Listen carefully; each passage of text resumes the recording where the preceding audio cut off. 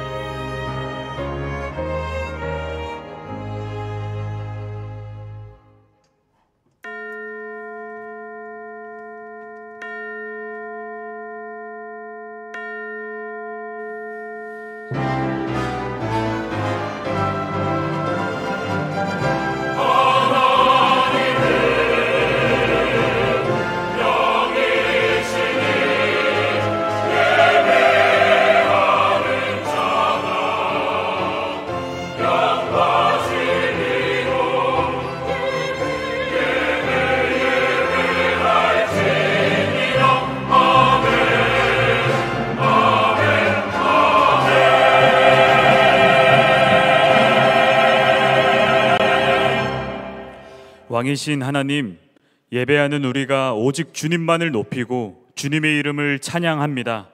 주님은 은혜롭고 자비로우십니다. 노하기를 더시하시며 인자하심이 크신 분이십니다. 주님께서는 당신을 경외하는 사람의 소원을 이루어 주시고 부르짖는 소리를 듣고 구원해 주시는 분이십니다. 우리 주님은 위대하시니 영원히 높임을 받으실 분이십니다. 이 시간 우리의 온 마음과 입술로 위대하고 거룩한 주님을 찬양하오니 이곳에 자정하여 주셔서 우리의 찬양과 경배를 기뻐 받아 주시옵소서. 아멘. 다 함께 일어나셔서 찬송가 35장 큰 영화로우신 주 찬양 드리겠습니다.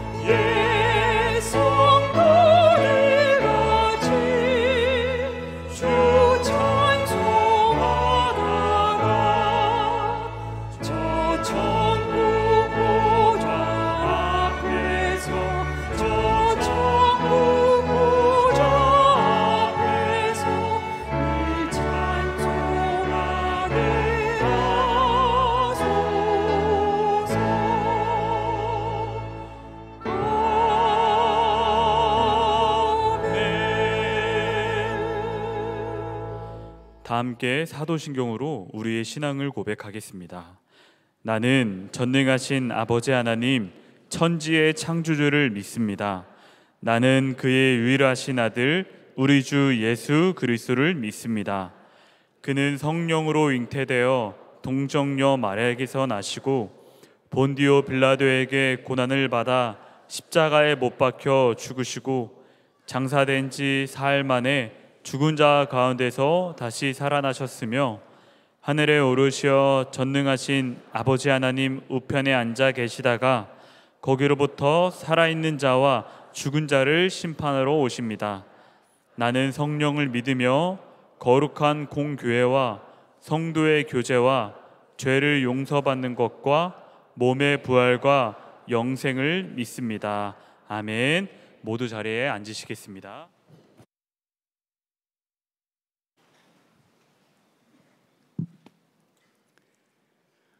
영화로우시며 존귀하신 하나님 아버지, 사슴이 신의 문을 찾기에 갈급한 같이 많은 영혼들이 살아가신 하나님의 임재와 하나님의 숨결과 사랑을 갈망하며 간절한 마음으로 이 시간 예배자로 서게 하시니 감사드립니다.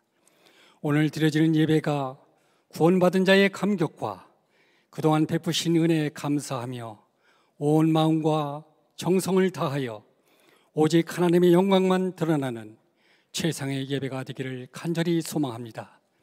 하나님 아버지, 저희들 지나온 삶의 시간을 돌아보니 때때로 마주치는 광야 같은 길을 걸을 때마다 구름 기둥과 불 기둥으로 인도해 주셨고, 때론 힘들고 지쳐 있을 때마다 주님의 따뜻한 손으로 이끄시고 일으켜 세워 주셨건만, 세상 가운데 그리스도인으로서 주님의 제자된 삶을 드러내지 못할 때가 많았음을 고백하며 회개합니다. 이 시간 예배를 통하여 부족한 삶의 부분은 채워주시고 온전한 삶으로 회복의 역사가 있게 하여 주옵소서. 하나님 아버지, 하나님의 뜻과 비전을 저희들 마음속에 품고 기도하기를 원합니다.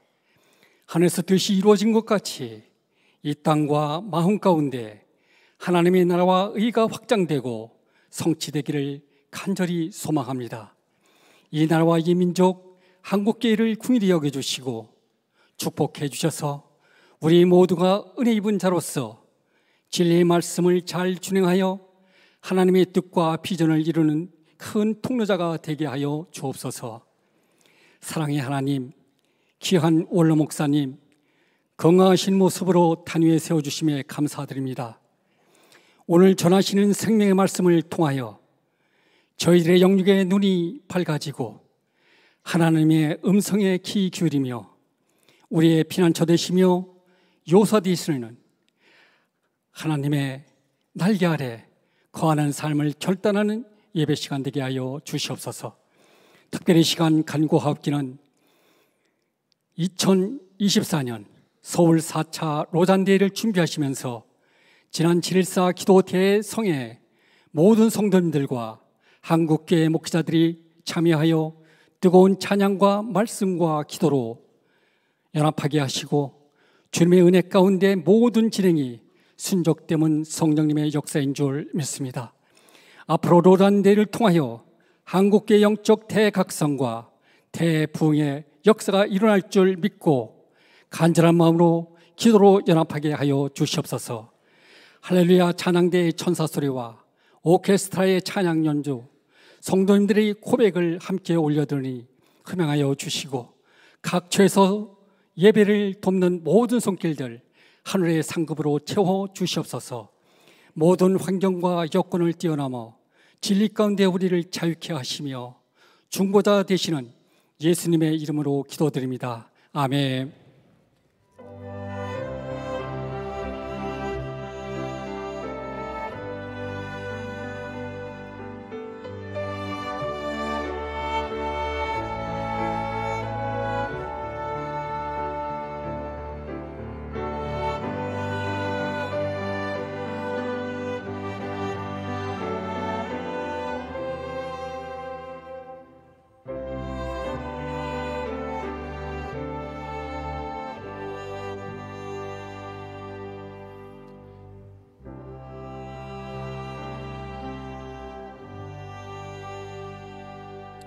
이 시간에는 10주간의 양육가정을 마치신 분들을 축하하려고 합니다. 대표에서 최강민 집사님께서 양육수료 간증을 해주시겠습니다.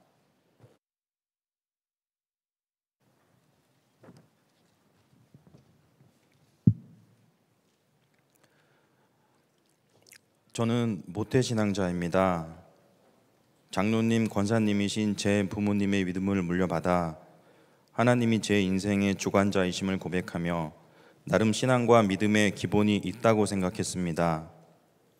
하지만 저의 이런 생각이 큰 교만이었고 진짜 믿음이 아니었음을 하나님께서는 두 가지 상황들을 통해 미지근한 저의 신앙을 드러내 주셨고 이제 진짜 신앙과 믿음의 길로 인도해 주고 계십니다.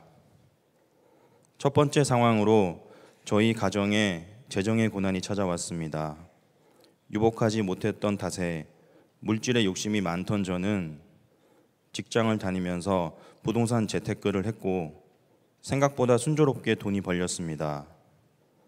그리고 어느새 부동산과 돈이 하나님보다 더 커져 있었고 이제는 무리하게 한 투자들이 오히려 저를 압박하기 시작했습니다. 스스로 해결하려고 열심을 냈지만 난관은 더해졌습니다. 저는 그 와중에도 하나님께 기도를 하지 않았습니다. 두 번째 상황으로 비슷한 시기에 직장에서 승진이 계속 안 되었습니다. 뒤처지는 현실을 이해할 수 없었고 부끄럽고 슬펐습니다.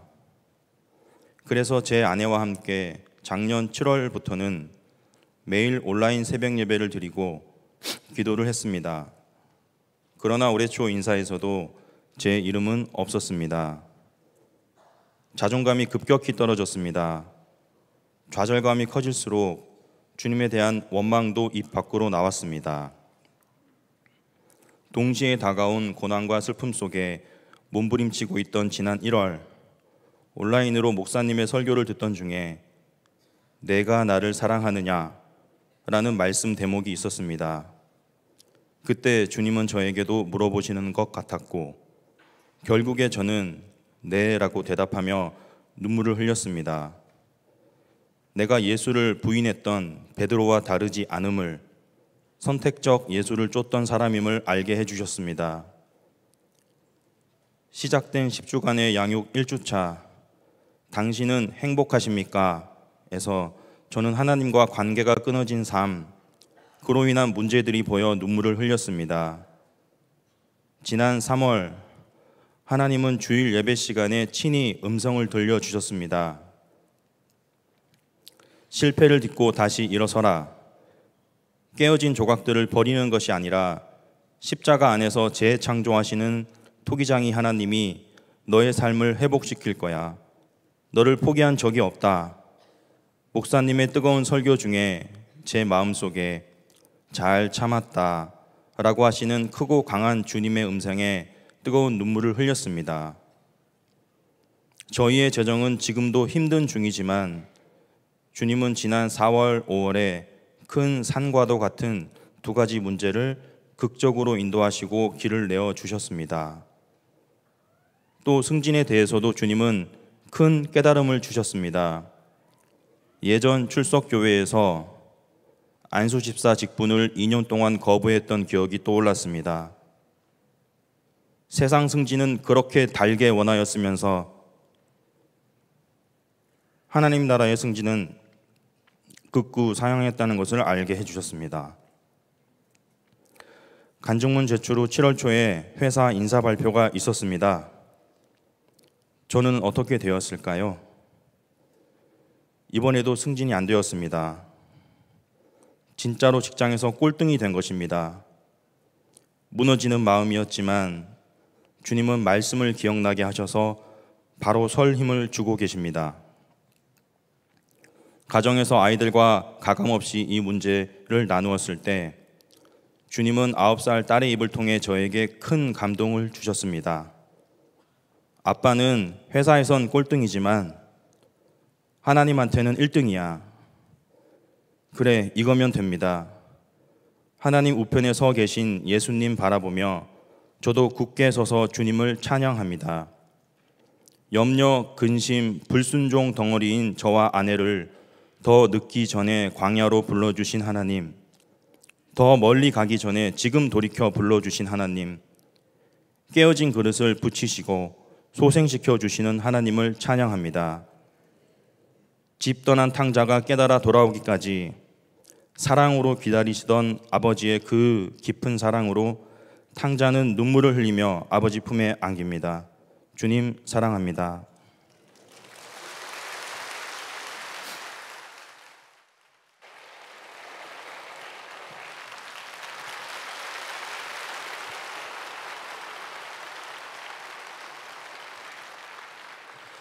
네, 최강민 집사님과 함께 새가족 가정을 마치신 분들을 소개합니다.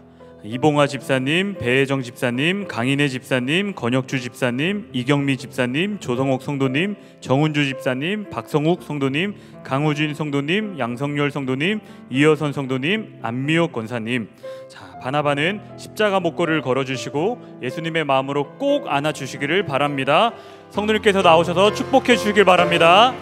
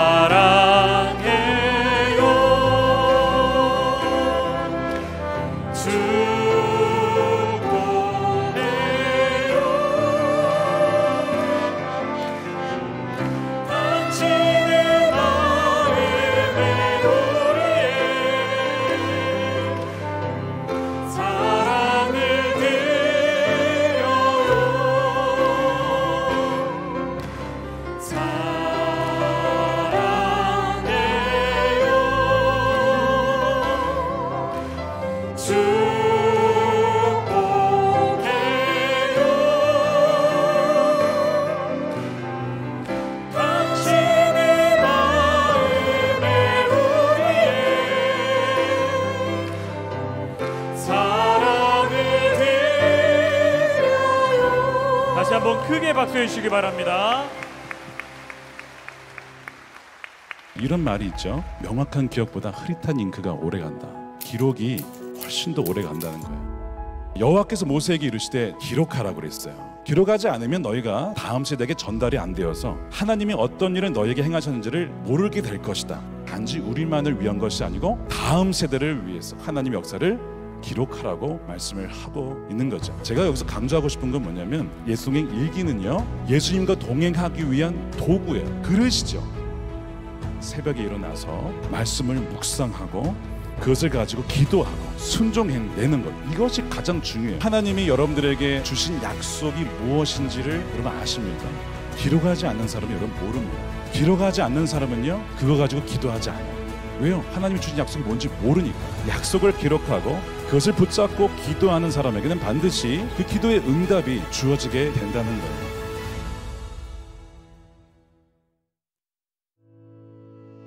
교회 소식을 알려드리겠습니다. 행복 플러스 가정 세미나가 곧 열립니다. 예수님과 함께 죽고 예수님과 함께 사는 가정에 축복을 누리기 원하는 가정은 오늘까지 신청해 주시기 바랍니다. 선한목자교회 장학생 신청이 오늘부터입니다. 교회 홈페이지를 참고해 주시기 바랍니다. 교역자 동정입니다. 김다윗 담임 목사가 8월 10일까지 목회 연구달로 보냅니다. 선한목자교회에 처음 오신 새가족 여러분을 환영합니다. 1층 새가족실에 가시면 교회 등록과 교회 생활에 대한 안내를 받으실 수 있습니다. 매일 1시간 기도와 예수 동행 일기를 통하여 주님과 동행하는 한 주 보내시기 바랍니다. 이 시간 다 함께 하나님을 경외하는 마음으로 자리에서 일어서시겠습니다. 오늘 우리에게 주시는 하나님 말씀은 시편 91장 1에서 16절 말씀입니다. 지존자의 은밀한 곳에 거주하며 전능자의 그늘 아래서 사는 자여, 나는 여호와를 향하여 말하기를 그는 나의 피난처요 나의 요새요 내가 의뢰하는 하나님이라 하리니, 이는 그가 너를 새 사냥꾼의 올무에서와 심한 전염병에서 건지실 것이미로다. 그가 너를 그의 깃으로 덮으시리니 내가 그의 날개 아래에 피하리로다. 그의 진실함은 방패와 손방패가 되시나니 너는 밤에 찾아오는 공포와 낮에 날아드는 화살과 어두울 때 퍼지는 전염병과 밝을 때 닥쳐오는 재앙을 두려워하지 아니하리로다. 1000명이 내 왼쪽에서 10,000명이 내 오른쪽에서 엎드러지나 이 재앙이 내게 가까이 하지 못하리로다. 오직 너는 똑똑히 보리니 악인들의 보응을 내가 보리로다. 내가 말하기를 여호와는 나의 피난처시라 하고 지존자를 너의 거처로 삼았으므로 화가 내게 미치지 못하며 재앙이 내 장막에 가까이 오지 못하리니, 그가 너를 위하여 그의 천사들을 명령하사 내 모든 길에서 너를 지키게 하심이라. 그들이 그들의 손으로 너를 붙들어 발이 돌에 부딪히지 아니하게 하리로다. 내가 사자와 독사를 밟으며 젊은 사자와 뱀을 발로 누르리로다. 하나님이 이르시되 그가 나를 사랑한즉 내가 그를 건지리라. 그가 내 이름을 안즉 내가 그를 높이리라. 그가 내게 간구하리니 내가 그에게 응답하리라. 그들이 환난 당할 때에 내가 그와 함께하여 그를 건지고 영화롭게 하리라. 내가 그를 장수하게 함으로 그를 만족하게 하며 나의 구원을 그에게 보이리라 하시도다. 아멘. 하나님 말씀입니다. 다 함께 자리에 앉겠습니다.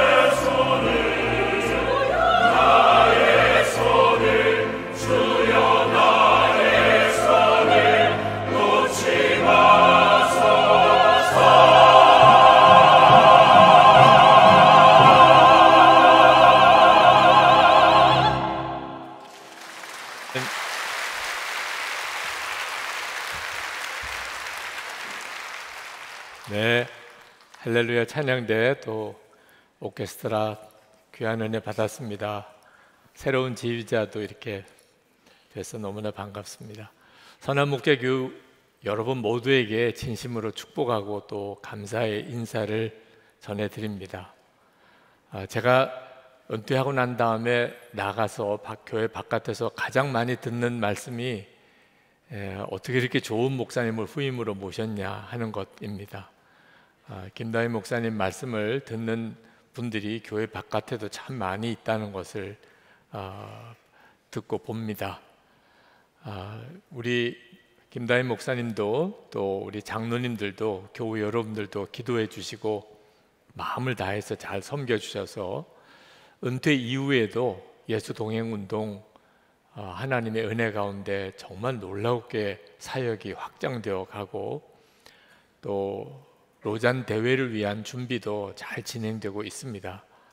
그 점에 대한 보고도 드리고 지난 금요일에 7.14 기도 대성회 선한목자교회에서 금요 성령 집회도 대신하여 오시기도 하셨는데 보신 것처럼 하나님의 정말 강한 은혜의 역사가 일어나고 있습니다.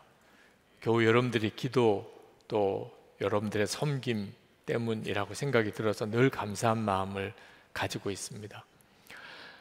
이번에 김다희 목사님 연구월 기간 동안에 말씀을 전해달라는 부탁을 받아서 3번의 말씀과 그리고 8월 마지막 주일에는 위드 지저스 데이 그 주일 설교 4번의 설교를 하게 됐는데 꼭 전하고 싶은 우리 교우들과 나누고 싶은 말씀이 있었습니다. 우리 교우들에게는 아주 자연스러운 말씀이긴 합니다만 제가 다른 교회를 가거나 어떤 연합 집회에 가게 되면 전하는 핵심 메시지는 우리 안에 예수 그리스도가 계시다는 것입니다. 네, 많은 분들이 마치 처음 듣는 말씀인 것처럼 그렇게 받으세요.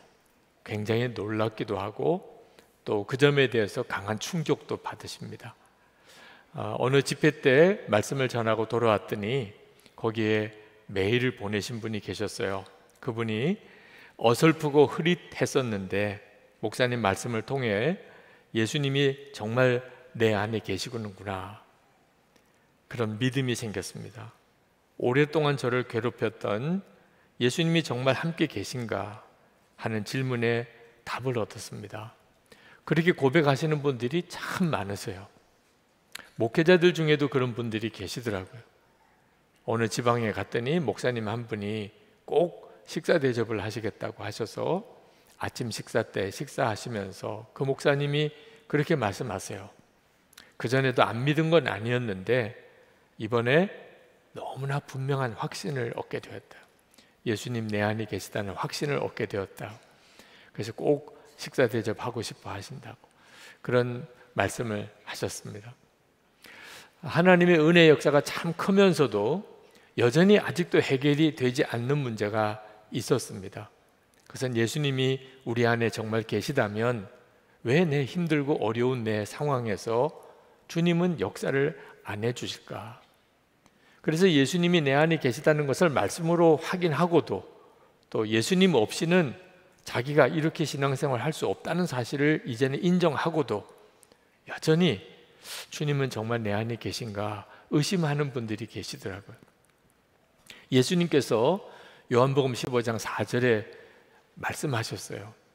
예수님이 우리 안에 계시다고 하는 이 엄청나고 놀라운 은혜를 우리가 누리기 전에 우리가 먼저 해야 될 일이 있는데 주님이 내 안에 거하라. 그러면 나도 너희 안에 거하리라. 그런 말씀을 하셨다는 사실입니다. 그러니까 우리가 예수님이 내 안에 계신데 왜 역사를 안 해주시느냐는 질문만 하지 내가 예수님 안에 거하고 있는가 하는 문제에 대해서는 이상할 정도로 소홀히 여기고 있습니다. 그래서 예수님이 우리 안에 거하시는 것뿐만 아니고 우리도 주님 안에 거하는 생활이 너무너무 중요하다는 사실을 전하면서 선한목자 교우들과도 다시 한번 그 주제의 말씀을 나누고 싶었어요. 그래서 앞으로 4번 같이 말씀을 나누는 전체 핵심 주제는 우리가 예수님 안에 거하는 것에 대한 메시지입니다. 이 시편 91편에 보면 참 놀라운 은혜의 말씀이 나옵니다. 하나님 사랑하는 하나님의 백성들은 지존자의 은밀한 곳에 거주하며 전능자의 그늘 아래 사는 자라는 고백입니다. 정말 참 듣기만 해도 읽기만 해도 은혜가 되는 구절이죠. 그는 여호와 하나님을 향하여 나의 피난처요 나의 요새요 내가 의뢰하는 하나님이라 그렇게 고백할 수 있는 사람이라는 거예요. 아무나 할 수 있는 일이 아닙니다. 그 사람을 하나님께서는 사냥꾼의 덫에서 빼내주시고 죽을 병에서 건져주실 것이라 그렇게 약속했습니다. 정말 하나님의 백성이 누리는 말할 수 없는 은혜요 복을 이렇게 증거하고 있습니다. 근데 은혜는 되는데, 말씀의 은혜는 되는데 실제로 마음에 큰 감동이 없는 성도들이 꽤 많습니다. 이유는 내가 진짜 은밀한 곳에 거하고 그리고 하나님의 전능하신 그늘 아래 사는가, 하나님이 나를 사냥꾼의 올무에서 건져내시고 큰 전염병에서 나를 건져주시는 그런 은혜의 역사가 내 삶에 일어나는가, 그 체험이 분명하지 않기 때문에 말씀은 은혜가 되는데 실제로 내 경험은 진짜 하나님이 나를 환난에서 보호해 주시는가, 그 점이 분명치 않은 것입니다. 실제로 저도 저희 어머님이 40에 일찍 세상을 떠나셨을 때 목사의 아내로서 그렇게 교회를 충성스레 섬겼는데도 제 신학교 때 어머님 세상 떠나시는 그 모습을 겪으면서 하나님은 정말 당신의 백성을 보호하시는 하나님이신가 하는 점에 대해서 믿음이 흔들려 버리더라고요. 우리 사랑하는 장로님 따님을 얼마 전에 하나님 앞에 먼저 보냈습니다. 30의 젊은 딸을 하나님께 먼저 보낸 그 장로님 소식을 듣고 빈소에 가서 그 장로님께 해드릴 수 있는 것은 진짜 끌어안고 우는 것밖에 없었어요. 무슨 말이 위로가 되겠습니까? 케냐에 사역하시는 아주 신실한 선교사님 한 분이 계십니다. 저는 뭐 사람을 정확하게 다 알 수 없으니까 그렇지만 아마 이 시대에 가장 하나님 앞에 신실한 선교사님이실 겁니다. 근데 그분이 아내와 사랑하는 자녀들을 남겨두고 또 선교지에 많은 그런 현지인 성도들을 남겨두고 그리고 하나님 앞에 부름을 받았어요. 하나님은 진짜 우리를 보호하시고 지키실까? 우리의 삶의 경험은 그게 믿어지지 않는 일이 많은 거예요. 그러니까 말씀에는 은혜를 받는데 실제로 마음에는 또 특별한 감동이 없는 게 우리들의 문제이기도 합니다. 자, 오늘 말씀을 하나님은 무조건 우리를 어려움이 없도록 어떤 큰 환난 가운데도 지키고 보호해 주신다. 그게 전능자의 그늘 아래 있는 것이다. 이렇게만 해석해서는 안 된다는 것입니다. 하나님의 전능자의 그 그늘 아래 있다는 말은 우리가 하나님의 권위 아래 있다. 다시 말하면 어떤 일, 어떤 상황에서도 철저하게 하나님을 신뢰하고 하나님께 순종하는 사람이라고 하는 의미를 가지고 있습니다. 예수님께서 내 안에 거하라, 나도 너희 안에 거하리라, 이렇게 말씀하신 것과 사실 같은 맥락인 거죠. 우리가 항상 하나님의 권위 아래 있으면 어떤 상황에서든지 하나님은 정말 우리를 보호하시고 지키시는 하나님이라는 믿음을 분명하게 하고 있으면, 그러면 하나님의 보호하시는 그 약속하심이 결국은 반드시 드러나게 된다는 것입니다. 시편 기자가 4절에서 주님의 진실하심이 너를 지켜주는 방패와 갑옷이 될 것이라고 그랬어요. 여러분, 무엇이 우리를 지켜주는 갑옷과 방패라고요? 하나님의 진실하심이라는 거예요. 이 하나님의 진실하심이라는 말은 하나님은 반드시 약속하신 것을 지키시는 분이라는 말씀입니다. 자, 그러면 하나님이 반드시 약속하신 것을 지키시는 하나님이라는 것을 분명히 믿는 것이 우리의 갑옷이고 방패라는 거예요. 때때로는 믿어지지 않을 때가 옵니다. 하나님이 진짜 약속하신 걸 다 지키는 분인가? 그런 의심이 올 때도 있어요. 자, 그때 하나님은 진실하시다고 내가 분명하게 믿을 수 있을까? 붙잡을 수 있을까? 고백할 수 있을까? 그런 사람은 하나님의 전능하신 그늘 아래 있는 것이고, 믿을 수 없어. 난 모르겠어. 그리고 하나님의 진실하심에 대한 믿음을 던져버리게 되면 하나님의 전능하신 그늘에서 벗어나 버린 거죠. 지구촌 교회 원로 목사님이신 이동원 목사님께서 한 번은 여수 애양원에 있는 그 손양원 목사님 기념관에 가셨던 이야기를 하신 걸 들었습니다. 그 기념관에 가면 손양원 목사님이 쓰시던 성경 찬송가, 그리고 설교 원고, 안경 같은 그런 목사님의 유품들이 쭉 전시되어져 있습니다.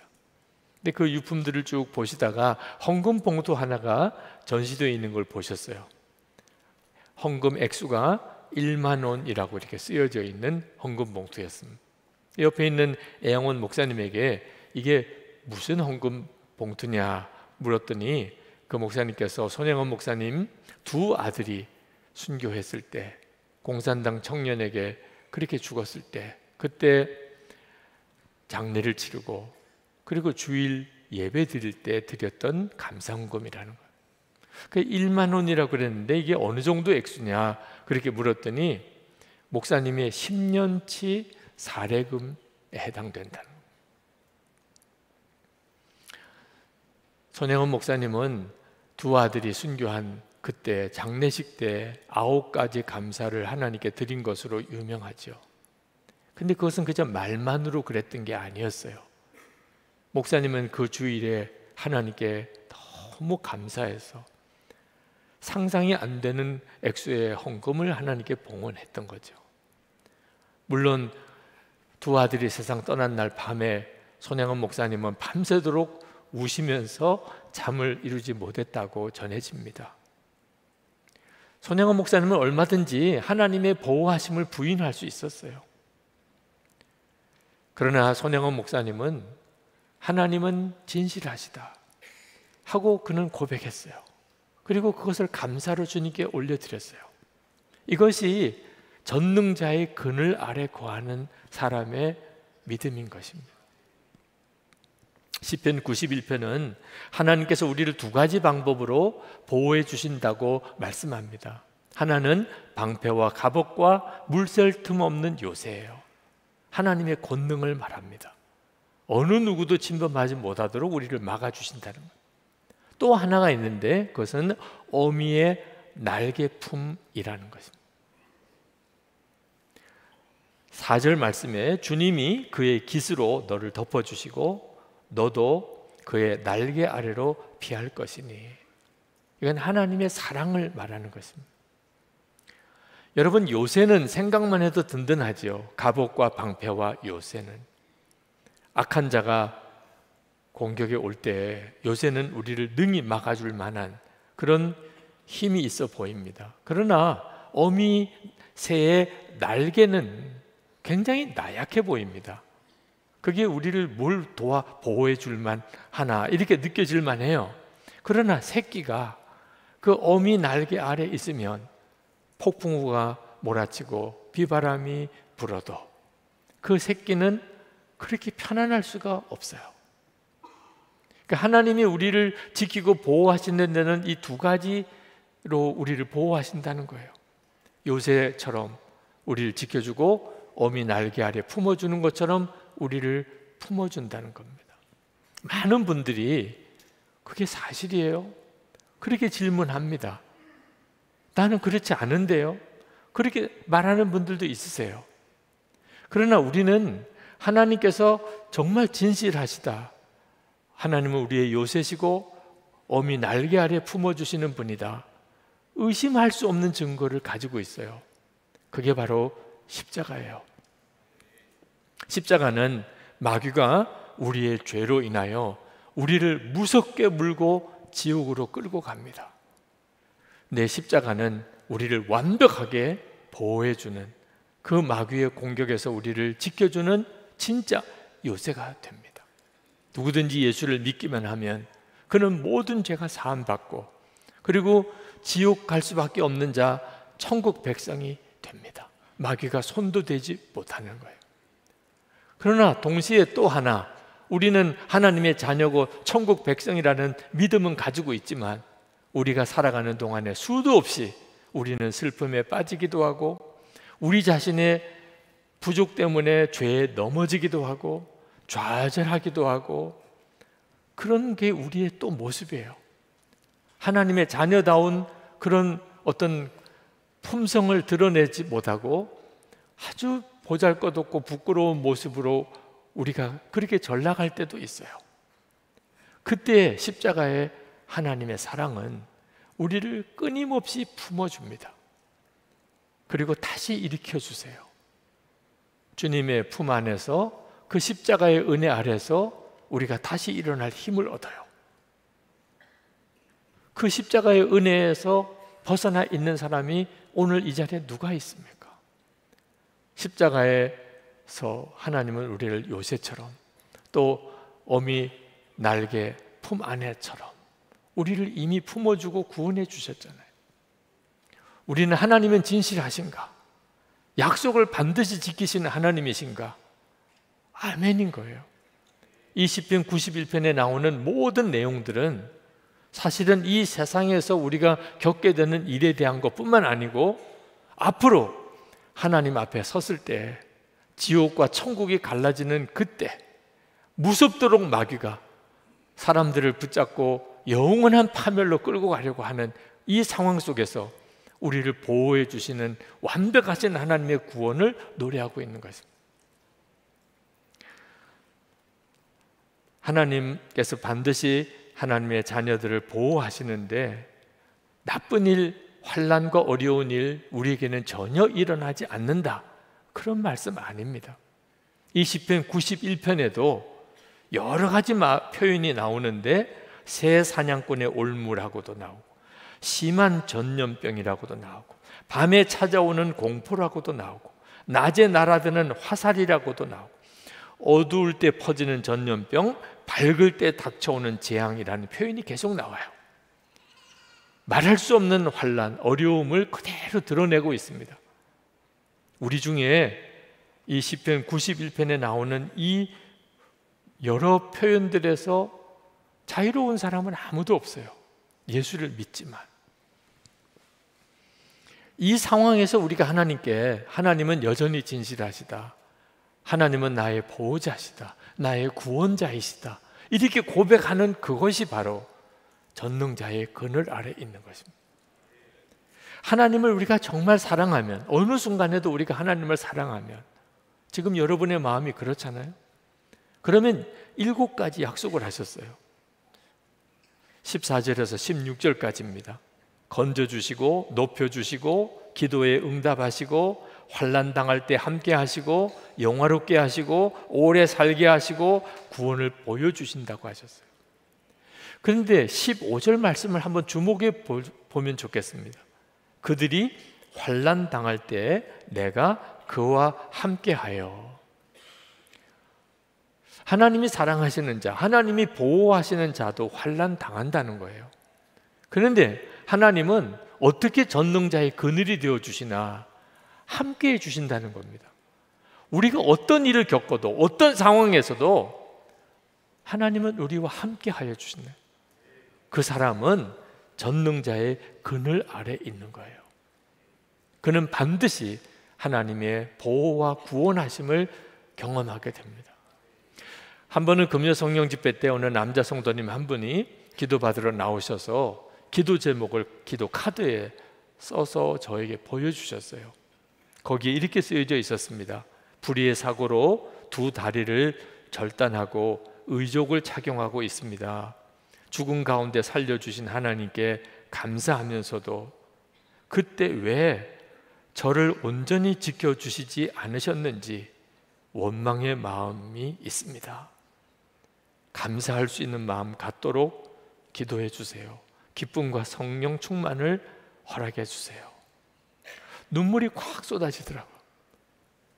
그분은 하나님께서 죽을 고비에서 살려주셨다는 감사도 있고, 근데 왜 이왕 살려주실 거면 온전히 살려주시지 두 다리를 절단하게 되었을까? 그런 마음의 아쉬움도 섭섭함도 함께 있어요. 자, 그때 그분은 하나님께 구해요. 하나님, 제 마음이 온전히 감사할 수 있게 해주세요. 온전히 기뻐할 수 있게 해주세요. 하나님을 부인하고 섭섭하다, 원망하고 떠날 수도 있어요.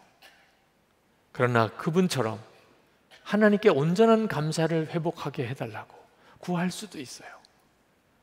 전능자의 그늘 아래 거하는 거죠. 이해할 수 없는 환난, 하나님을 의심할 수밖에 없는 그런 순간들, 그때 우리에게는 전능자의 그늘을 떠날 것인지 여전히 그 전능자의 그늘 안으로 들어갈 것인지를 결정해야 되는 순간입니다. 그게 바로 성경이 계속 우리에게 주시는 메시지예요. 파니 크루스비라고 유명한 찬송시 작가가 있습니다. 9,000여 편의 찬송시를 지었어요. 그분이 쓴 찬송시는 다 주옥같이 아름답습니다. 주 없이 살 수 없네, 그 찬송도 그분이 지으신 거예요. 우리나라 찬송가에도 24편이 들어있습니다. 어느 찬송집은 파니 크루스비의 찬송시가 너무 많기 때문에 그래서 문제가 생길까 봐 일부는 가명을 써서 찬송집에 수록하기도 했을 정도예요. 그런데 이 파니 크루스비는 사실 맹인입니다. 어릴 때 사고로 그가 맹인이 되고 그리고는 평생을 앞을 보지 못한 사람이었어요. 그런데도 그는 그렇게 기쁨이 넘치는 사람이었습니다. 그냥 계속 주옥 같은 하나님께 드리는 찬송과 감사의 찬송시가 쏟아져 나온 거예요. 사람들이 묻습니다. 당신은 평생 맹인으로 살았는데 어찌 그리 기쁩니까? 어떻게 그렇게 당신 속에는 감사가 넘칩니까? 파니 크루스비가 대답했어요. 제가 앞을 보지 못하는 것은 큰 보석 하나를 잃어버린 것 같은 그런 아쉬움과 고통이기도 합니다. 그렇죠. 그분에게는 그렇죠. 그렇지만 저에게는 아직 너무 많은 보석이 있습니다. 무엇보다 보석 중에 보석인 예수 그리스도, 그분이 제 안에 계십니다. 그런데 제가 보석 하나를 잃어버렸다고 슬퍼해야 되겠습니까? 보석 하나 잃어버린 것뿐인데, 남은 보석이 너무 많은데, 보석 중에 보석인 예수님이 나와 같이 계신데 내가 왜 슬퍼하고만 있어야 하겠습니까? 이 파니 크루스비는 전능자의 그늘 아래 살았던 사람입니다. 그래서 그는 그 상황 속에서 말할 수 없는 하나님의 보호와 위로와 승리를 경험했던 거예요. 제가 은퇴하고 난 다음에 가장 많이 듣는 질문이 은퇴한 심정이 어떠냐는 거예요. 이젠 제발 좀 질문을 안 해주셨으면 좋겠어요. 너무 기뻐요, 너무 자유로워요, 이렇게 대답은 합니다. 그러나 솔직히 그렇게만 하겠어요? 네.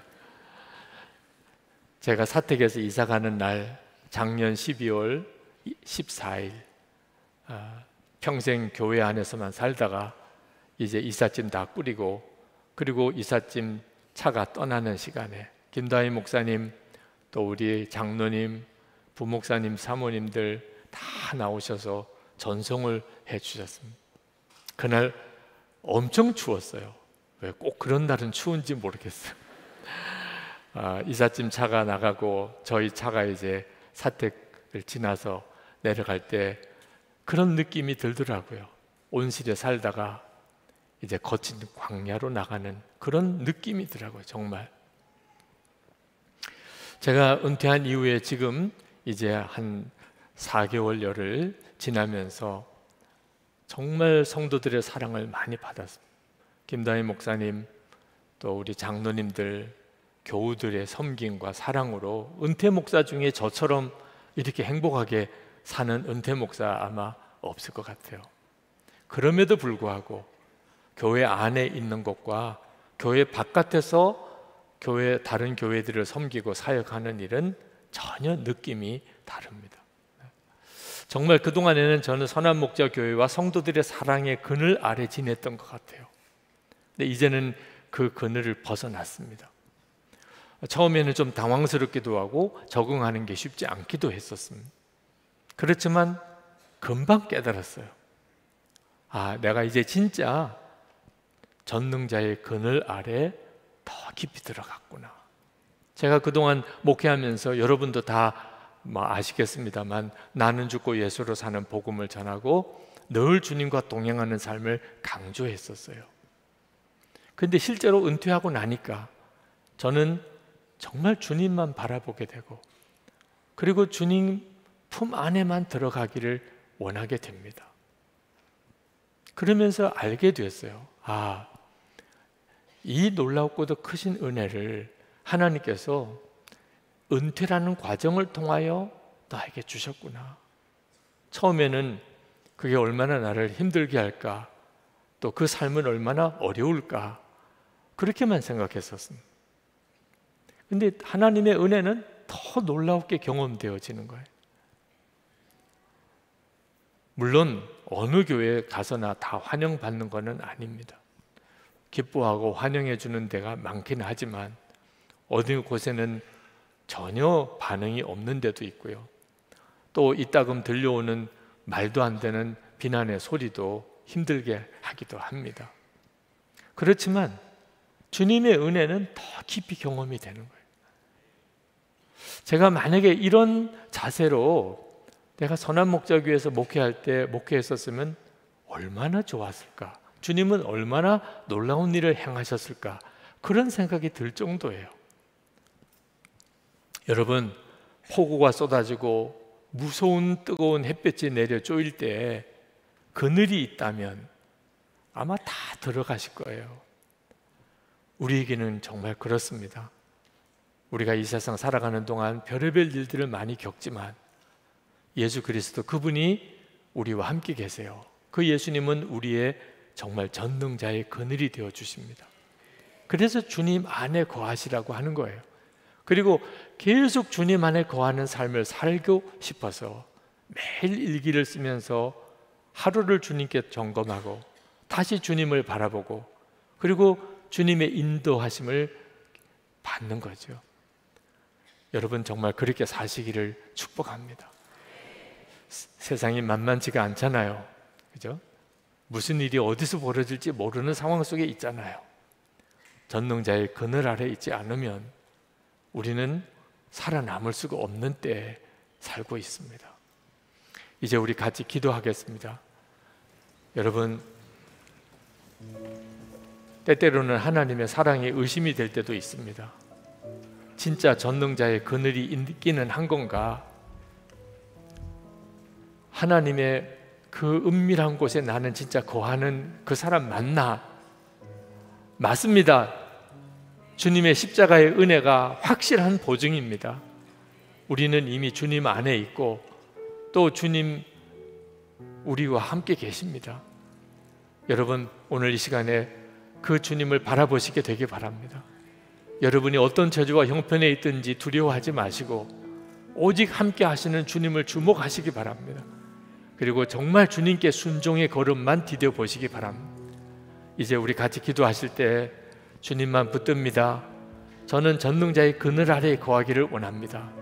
하나님의 은혜의 역사가 나의 삶 속에 분명한 증거로 나타나게 주옵소서. 통성으로 기도하겠습니다. 은혜와 사랑이 충만하신 아버지 하나님, 놀라웠고도 크신 하나님을 찬양합니다. 하나님의 역사하심을 찬양합니다. 놀라우신 주님을 찬양합니다. 오늘도 하나님 앞에 나와 예배하고 기도하는 사랑하는 성도들을 하나님의 능한 손에 붙들어 주시기를 원합니다. 아버지 하나님, 주의 손에 부탁합니다. 하나님의 은혜의 장중에 사로잡아 주시기 원합니다. 하나님 기뻐하시는 일로 저들을 이끌어 주시기 원합니다. 사랑과 은혜가 충만하신 아버지 하나님, 오늘도 하나님 낙심한 자, 좌절한 자, 실망한 자, 아버지 하나님 주의 손에 부탁합니다. 어떤 저주와 형편에 있든지 하나님 주님의 사랑, 하나님의 살아계심과 주님의 보호하심을 고백하며 노래하게 하여 주시기를 원합니다. 감사와 찬양으로 하나님께 나아가게 하시고 오늘도 주의 성령께서 저들을 사로잡아 오늘 말씀 그대로 눈이 열려 오직 주님께만 영광을 돌리게 하여 주옵소서. 승리를 고백하게 하여 주옵소서. 아버지 하나님, 오늘도 저희들이 마음을 다하여 하나님께 예배하러 모였습니다. 찬양하며 기도하며 주의 말씀 앞에 섰습니다. 하나님은 정말 완전하신 하나님이시고 주님은 찬양 받으시기에 합당하십니다. 때때로 우리의 마음이 하나님 정말 콩알처럼 그렇게 쪼그라들고 죽을 것 같은 두려움 속에 사로잡힐 때도 주님 솔직히 있습니다. 악한 마귀의 역사는 너무나 무섭고 세상은 너무나 살벌하고 어떤 때는 정말 혼자 있는 것 같은 극한 외로움 속에 빠질 때도 있습니다. 그러나 어디서든지 저희들은 주님을 찬양할 것입니다. 하나님의 사랑을 노래할 것입니다. 주님의 십자가에서 주님은 완벽한 답을 주셨습니다. 정말 십자가의 주님, 그 은혜와 사랑은 우리의 완벽한 요새요, 그리고 어미새의 품과도 같습니다. 하나님, 오늘 믿음의 담대함으로 일어서기를 원합니다. 오직 주님을 찬양하며 일어서기를 원합니다. 주님께 순종하는 걸음만 내디기를 원합니다. 성도들이 다시 힘을 얻고 일어나게 하여 주옵소서. 기도할 힘을 주소서. 말씀대로 살아갈 힘을 주소서. 하나님, 오늘도 하나님께 예배하며 우리의 감사 예물을 주님께 봉헌해 드렸습니다. 주님을 사랑하는 마음, 정말 주님 한 분이면 충분하다는 우리의 믿음의 고백 주님께 올려드렸습니다. 하나님, 오늘 예배하는 성도들의 삶을 주님의 손에 부탁합니다. 하나님, 심령에는 은혜가 충만하며 가정은 온 가족이 다 구원을 받으며 어떤 처지와 형편에서도 하나님 축복의 통로, 사랑과 기쁨의 통로로 쓰임받게 하여 주옵소서. 수해로 인하여 말할 수 없이 어려움 당하는 이들과 그리고 그 환난 당한 울부짖음을 듣습니다. 주여 긍휼히 여겨 주소서. 하나님, 일어날 힘을 주시고 회복할 힘을 주소서. 이 나라와 이 민족이 진정으로 하나님을 경외하는 나라와 민족이 되게 하옵소서. 김국기 목사님, 김종욱 목사님, 최충렬 선교사님, 장문석 집사님, 또 억류되어 있는 주의 종들과 북한에 있는 사랑하는 성도들 그리고 동포들을 기억해 주소서. 하나님의 은혜가 열방에 가득하기를 원합니다. 오늘도 주의 손에 하나님의 은혜 안에 우리가 거하기를 간절히 바라며 주 예수 그리스도 이름으로 간절히 축복하며 기도합나이다. 아멘. 우리 다 일어나셔서 찬양하겠습니다.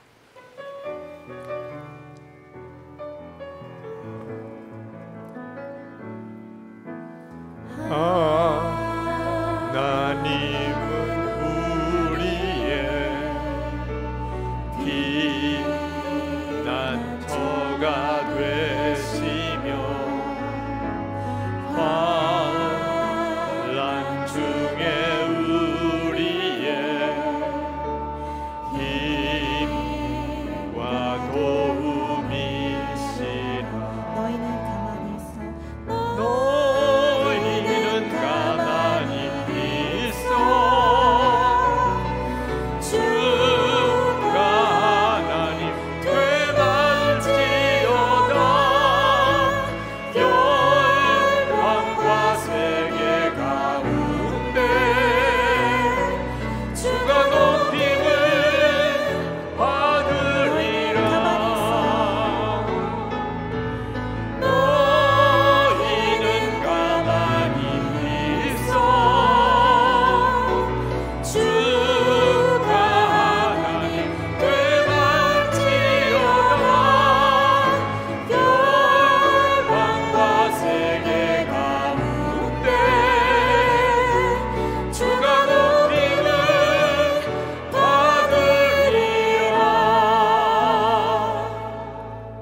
우리의 생명의 주님 예수 그리스도의 크신 은혜와 좋으신 아버지 하나님의 말할 수 없는 사랑하심과 지금도 우리와 함께 하시는 보혜사 성령의 하나 되도록 교통하심이 하나님께 예배하는 모든 성도들과 선한목자교회와 김다희 목사님과 주의 사랑하는 모든 교우들 위해 충만하시기를 축원하옵나이다.